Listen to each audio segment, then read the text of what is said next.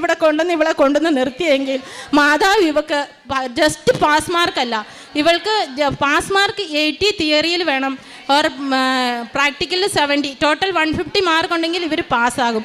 പക്ഷേ ഞാൻ പറഞ്ഞു തിയറിയിൽ 120 മാർക്കിന് above and practical normal mark, ഞാനൊന്നും പറഞ്ഞില്ല.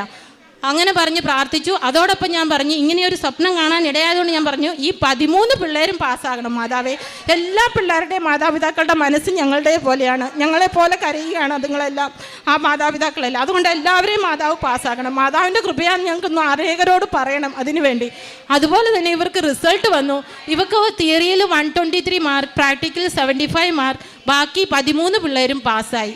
അത് മാതാവിന് എത്രമാത്രം നന്ദി പറഞ്ഞാലും ഞങ്ങൾ അത്രയ്ക്ക് അതിനുള്ള യോഗ്യതയില്ല, എന്നാലും ഞങ്ങൾക്ക് ആ അവസരം തന്ന് മാതാവ് ഇവളെ രക്ഷിച്ചു. അതിന് വെച്ചാൽ ഞങ്ങൾ പ്രാർത്ഥിക്കുമ്പോൾ എപ്പോഴും പറയും പപ്പ പ്രാർത്ഥിക്കും, ഞങ്ങൾ രണ്ടുപേരും കൂടി ഇരുന്ന്, ഇവള് പോയി കഴിയുമ്പോൾ ഞങ്ങൾ രണ്ടുപേരും തന്നെയാണ് വീട്ടിൽ. ഞങ്ങൾ പ്രാർത്ഥിക്കുമ്പോൾ ഞങ്ങളുടെ ഉള്ളിൽ നിന്ന് ഒരു തേങ്ങലാണ് മാതാവെ അവളെ ഒരു ഡോക്ടറായി കാണാനുള്ള അനുഗ്രഹം. ആ തേങ്ങൽ മാതാവ് കേട്ടു, ഈശോ കേട്ടു. എന്നിട്ട് ഭർത്താവ് പപ്പ പ്രാർത്ഥിക്കുമ്പോൾ പറയും ഞങ്ങൾ ഇടയ്ക്കിടയ്ക്ക് പ്രാർത്ഥിക്കുന്ന ഒരു വചനമാണ് ലൂക്ക 18:27, മനുഷ്യന് അസാധ്യമായത് ദൈവത്തിന് സാധ്യമാണ്. പപ്പ പ്രാർത്ഥന കർത്താ ജീസസ്, ഓ ജീസസ് आपको मनुष्य का असंभव आपको संभव है, लेकिन अभी कुछ भी नहीं कर सकता क्योंकि सब कुछ खत्म हो गया. वैसे ही ये प्रार्थना करता था, लेकिन ये सब कुछ संभव है करके माताव दिखा दिया हम लोग को सामने दिखा दिया, हम लोग കാണിച്ചു തന്നു. और फिर हम लोग ऐसी छोटा मोटा ചെറിയ ഒത്തിരി അനുഗ്രഹങ്ങൾ തന്നു. ഞങ്ങളുടെ വീട് ഒത്തിരി പഴയ വീടായിരുന്നു അവിടുത്തെ. അപ്പോൾ എൻ്റെ വീട്ടിൽ നിന്നൊക്കെ ആൾക്കാർ വരുമ്പോൾ താമസിക്കാനൊക്കെ ഭയങ്കര പ്രോബ്ലം ആയിരുന്നു. അപ്പോൾ ഞങ്ങൾ അത് റെനോവേറ്റ് ചെയ്യണം. പക്ഷേ ഞങ്ങളുടെ കയ്യിൽ 0 ബാലൻസ് ആണ് ആ സമയത്ത്.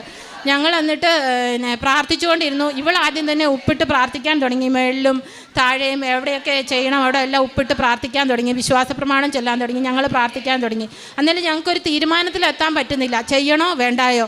അപ്പോൾ ഞാൻ മാതാവിനോട് പറഞ്ഞു ഞാൻ ഒരു ആഴ്ച മുഴുവനും വിശ്വാസ പ്രമാണം ചൊല്ലി പ്രാർത്ഥിച്ച് ഉപ്പിട്ട് എല്ലായിടത്തും ഉപ്പിട്ട് പ്രാർത്ഥിച്ചിട്ട് ഒരു ദിവസം ഞാൻ കയറി നിന്ന് പറഞ്ഞു മാതാവേ, മേളിൽ കയറി നിന്ന് പറഞ്ഞു മാതാവ് ഇന്ന് തന്നെ ഒരു തീരുമാനം പറയണം, ഞങ്ങൾ വീട് പണിയണോ വേണ്ടായോ.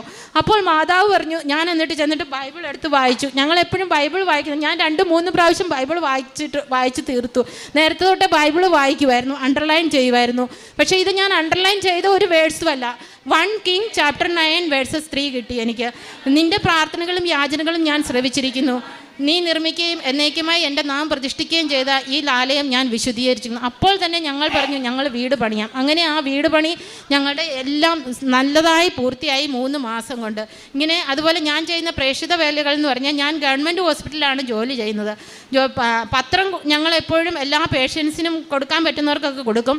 അങ്ങനെ പറയുന്ന സമയത്ത് ഞാൻ വാടിപ്പോയി ഓരോ ബംഗാളി പേഷ്യൻസിന് അവരുടെ പിള്ളേരൊക്കെ അഡ്മിറ്റ് ആകുമ്പോൾ അവരോടൊക്കെ പറയുമ്പോൾ പപ്പ പറയും ഇവളെന്തെങ്കിലും അടി മേടിച്ചുകൊണ്ട് വരും അവരുടെ കയ്യിൽ നിന്ന്.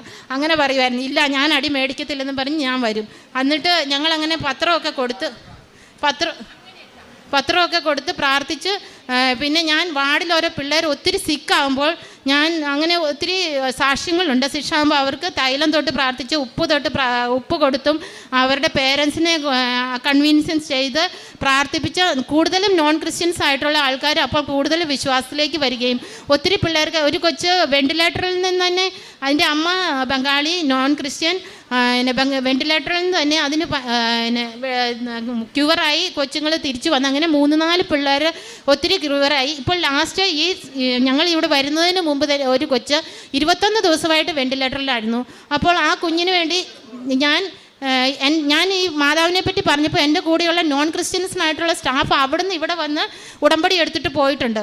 അപ്പോൾ അവൾ ആദ്യം ചെന്ന് ഞാനും പ്രാർത്ഥിക്കുമായിരുന്നു. പക്ഷേ അവർ അമ്മ ക്രിസ്ത്യൻ, പപ്പ നോൺ ക്രിസ്ത്യൻ.